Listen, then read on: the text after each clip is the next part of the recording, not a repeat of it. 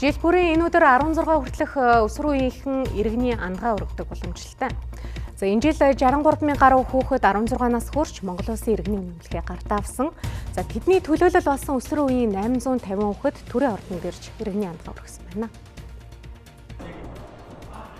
Иргэний андгаа өргөх ёслол бол зөвхөн үнэмлэх тарах арга хэмжээ биш, 16 наснууд яагаад андгаа өргөдөг вэ гэдэг нь хамгийн чухал. За 1924 оны энэ өдөр Монгол улс анх дахь үндсэн хуулиа баталж бүгд найрамдах засаглалд шилжсэн түүхтэй. Энэхүү тусгаар тогтнол улс орны хувь заяагаа өөрөө тодорхойлсон тэр түүхэн сонголтыг залхамжилж шинэ үе иргэн хүний эрх үүргээ ухамсарлаж эхлэх цагийг энэ өдрөөр бэлэгдэх болжээ. Та бүхэн бол Монголын маргааш, та бүхэн бол Монголын шинэ итгэл. Иймээс та бүхний сан санаачлах эрч хүч хүсэл тэмүүллийг бодит үйл хэрэг болгон хувирах нь бидний үүрэг. Иймд төр зэсэг бас та бүхний хэлээр ярьж та бүгдийн ашигладаг суугаар холбогдож байх учиртай.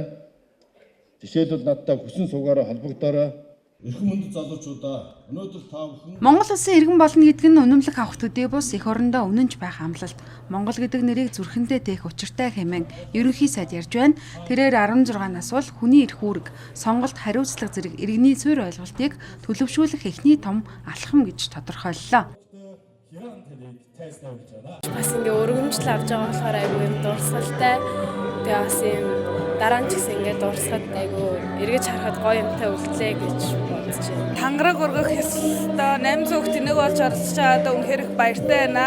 Тэгээд ирээдүйдээ хуульч болоод Монгол улстай хүч нэмэртэй хүүхэд болно. Ирээдүйд би ингэж улс орныхоо нэрийг өндөрт гаргах их орондоо хайртай хүн болох юм байна гэж бодлоо. Тэгээд одоо энэ бол маш том хариуцлагаас цаана явж байгаа гэж би бодож байна. Тэгээд цаашдаа ирээдүй хойчоо бас ингээд манлайлсан мундаг манлайлагч хүүхдүүд одоо ингээд энэхүү техникасаас төрж байна гэхээр надад бас маш бахархалтай гой санагдаж байна. Би ер нь том болоод нийгэм тал руугаа мэрэгчлээ олъё гэж бодож байгаа. Тэгээд бас Монгол улстай хувьтай хүн болно гэдэгтээ итгэлтэй байгаа.